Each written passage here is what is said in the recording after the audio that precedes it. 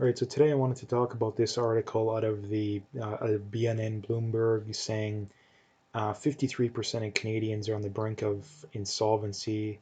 MNP survey. So let's read a little bit about it here.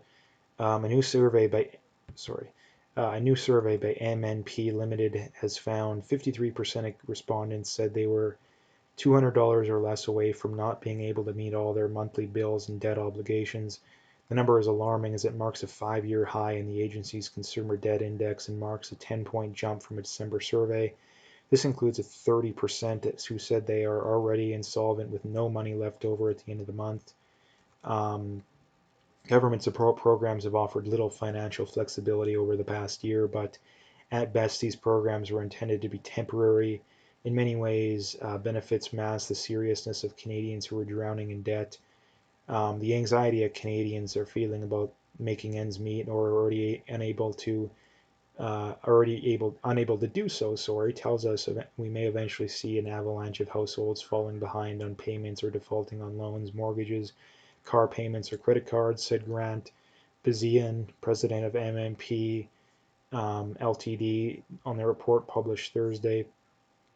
Households may have tried to save more money and spend less amid the pandemic, and to be fair, some have been very successful at doing that. However, there are others who have taken on more debt due to job loss, wage reductions, or desperately trying to keep small businesses afloat. According to MNP, a quarter of Canadians took on more debt amid the pandemic. Among respondents, 20% said they used savings to pay bills, 14% used credit cards, 7% used a line of credit, while 3% took out a bank loan or deferred mortgage payments, respectively. Those taking on more debt are becoming increasingly vulnerable to interest rate increases in the future. They might find that their debt becomes unaffordable when that happens.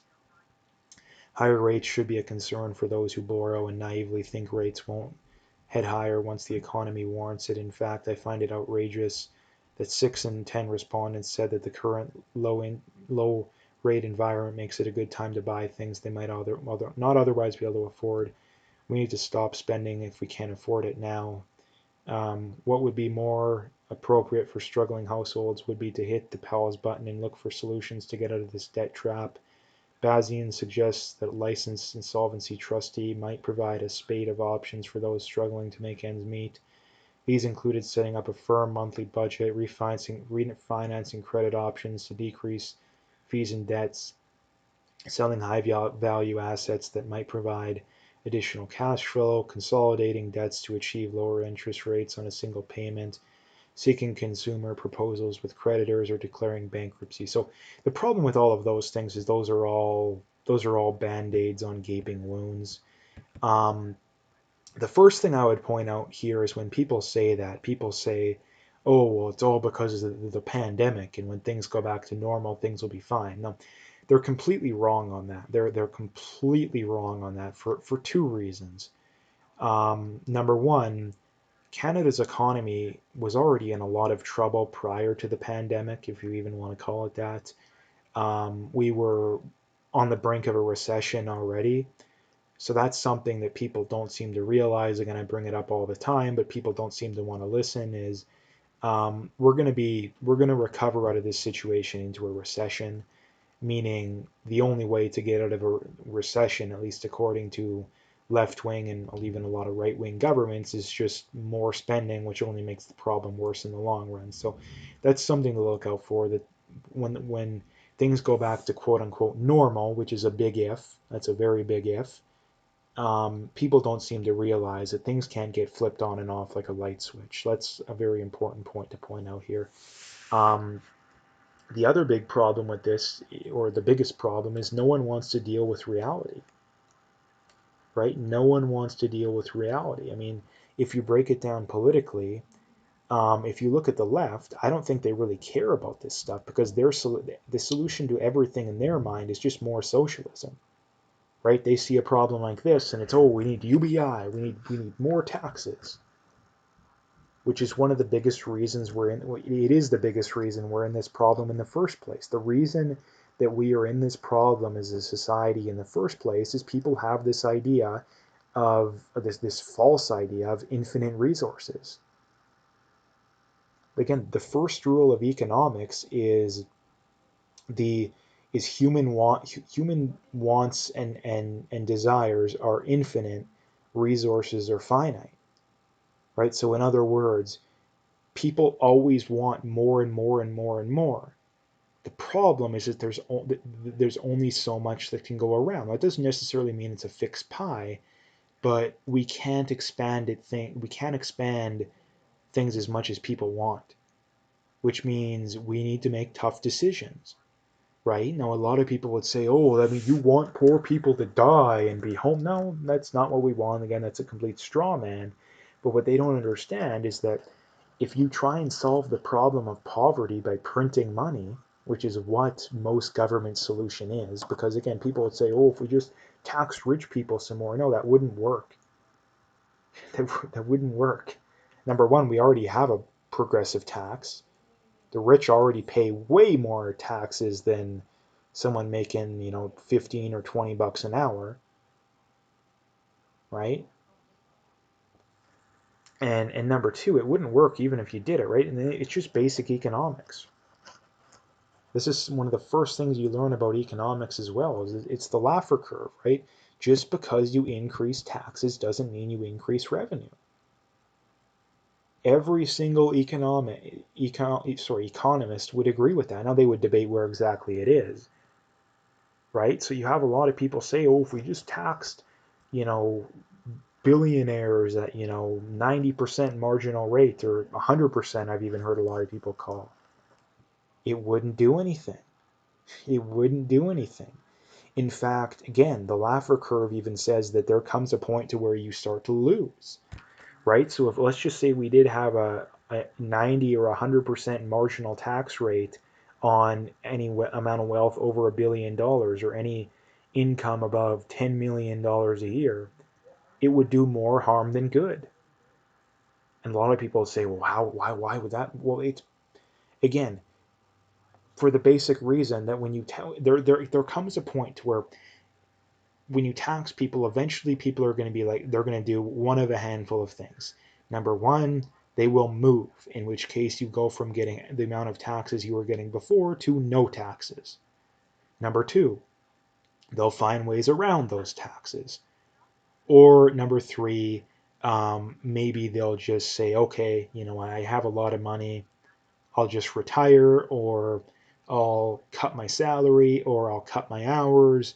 And because again, if you're making $1 million, or let's say $10 million a year, and any income over $1 million is going to be taxed at 90% or 100%, what's the point? Now again, some people will keep making that much and let it all be taxed, but a lot of people won't.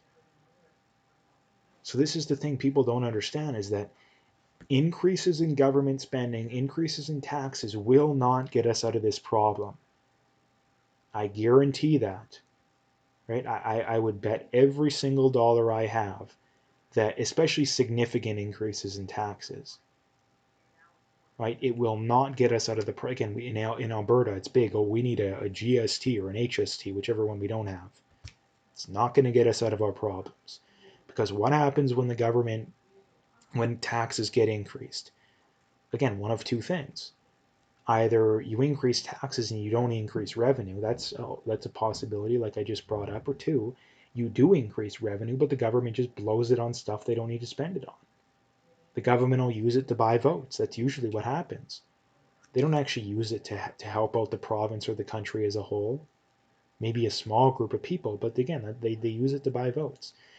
Um, and this is the reason why these problems are getting worse and worse, is that nobody wants to make the change that actually needs to be made to actually change things, right? Everybody just wants more of the same. They just want to slap a band-aid over the gaping wound, right?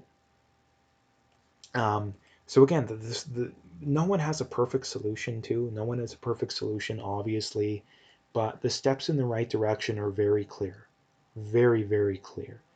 Number one, we need to end the lockdowns. That should be obvious to anyone with a functioning brain at this point. Number two, we need to cut regulations and we need to cut taxes. right? Canada is viewed as a place by the outside world as a place that it's not good to do business in, right? Again, like I'd like to like this is something you see all again. If you want to invest somewhere, are you going to invest in Canada or are you going to invest in the States? Again, if you look at foreign investment under Justin Trudeau, it's gone down consistently. And again, what happens when Rachel Notley gets in Alberta? That's just going to screw us over even more. Right? And again, you just need to think about it from a basic common sense perspective. If you're someone looking to invest in a foreign country, do you want to invest in somewhere to where you're going to be taxed more and to where there's more regulations that you have to deal with, or do you want to invest somewhere where you're taxed less and there's less regulations that are going to cause you headaches? Well, it's just a basic common sense. The place you're going to get taxed less,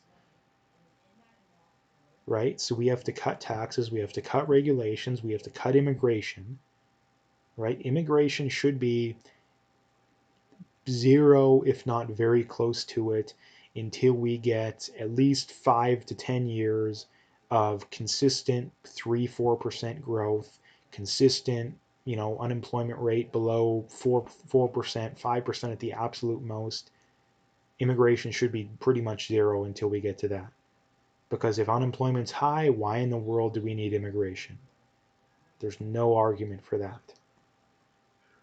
So again, like if we just did those simple things, none of those things require that much effort, right? None of those things require that much effort. Now, um, living within people's means, yeah, again, that requires effort, but those other things don't, right? Another thing I would say too is that governments have to run balanced budgets, right? Governments have to run balanced budgets. I think that that's one of the biggest things that we get wrong as a society is if the government was simply forced to run a balanced budget, things would be way better for everyone as well. Not way better for everyone. They wouldn't be as good for the people that want to sit at home and leech off the system, right? But for the working class, for the middle class, for basically anyone who has a job, they would be better because there would actually be some upward mobility. Because if the government wanted to spend more money on something, the only way they would be able to do it is if tax revenue went up, right? And they wouldn't be able to